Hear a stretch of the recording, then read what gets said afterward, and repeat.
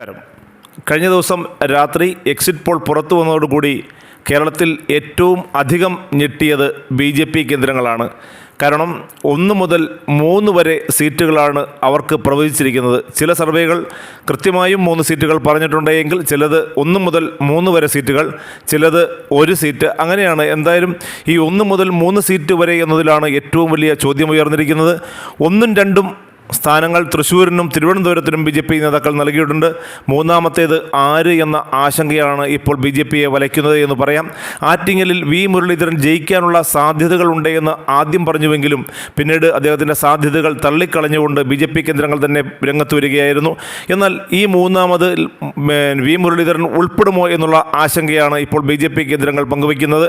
മറ്റൊരു പേര് കൂടി ഇപ്പോൾ ഉയർന്നു കേൾക്കുന്നത് ശോഭ സുരേന്ദ്രൻ്റേതാണ്. ആലപ്പുഴയിൽ ശോഭ ശക്തമായ പ്രകടനം കാഴ്ചവെച്ചു എന്ന് ആദ്യം മുതൽ തന്നെ ഔദ്യോഗികവും അനൗദ്യോഗികവുമായ റിപ്പോർട്ടുകൾ ഉണ്ടായിരുന്നു.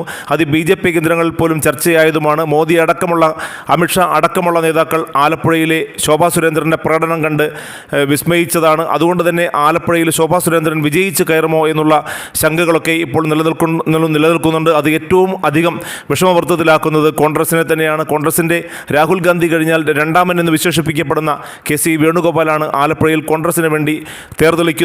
അവിടെ KC വേണുഗോപാൽ വിജയിക്കുമെന്നായിരുന്നു ആദ്യം മുതലുള്ള ചില സൂചനകൾ. എന്നാൽ ഇപ്പോൾ ഈ സർവേകൾ പുറത്തു വന്നതോടുകൂടി അവിടെ KC വേണുഗോപാലിനെ തറപറ്റിച്ചുകൊണ്ട് ശോഭാ സുരേന്ദ്രൻ ഒരു പോരാളിയായി മുന്നോട്ട് വരുമോ എന്നുള്ള ആശങ്കകൾ കോൺഗ്രസ് വൃത്തങ്ങളിൽ തന്നെ ഉയരുന്നുണ്ട്. എന്തായാലും ഈ 2 ദിവസങ്ങൾ കൂടി കഴിഞ്ഞാൽ അവിടെ മൂന്നാമത്തെ ആൾ ആരാണ്, BJPക്ക് വേണ്ടി വിജയിച്ചു കയറുന്ന മൂന്നാമത്തെ ആൾ ആരാണ് എന്നറിയാം. അതുവരെയും BJP കേന്ദ്രങ്ങളിൽ ഉറക്കമില്ലാത്ത ദിവസങ്ങളാണ്. ഇത് മറ്റ് CPMനെയും ഇത് വല്ലാത്ത രീതിയിൽ ബാധിച്ചിട്ടുണ്ട്. കാരണം 0 എന്ന നിലയിലേക്ക് അവർ താഴും എന്നാണ് ചില സർവേകൾ, ചില എക്സിറ്റ് പോളുകൾ പറയുന്നത്. അതായത് 15 മുതൽ 17 വരെ സീറ്റുകൾ UDF നേടുമ്പോൾ 1 മുതൽ 3 സീറ്റ് വരെ BJP നേടും. CPMന് 0 സീറ്റിലേക്ക് താഴേണ്ടി വരും എന്നുള്ള ചില സൂചനകൾ ലഭിക്കുന്നുണ്ട്.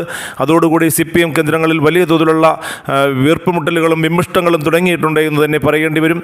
BJP ജയിച്ചു കയറുകയും CPM 0ത്തിലേക്ക് താഴുകയും ചെയ്യുമ്പോൾ CPMനുള്ളിൽ വലിയ തോതിലുള്ള ആഭ്യന്തര കലഹത്തിന് തുടക്കമിടും എന്ന കാര്യത്തിൽ യാതൊരു സംശയവുമില്ല.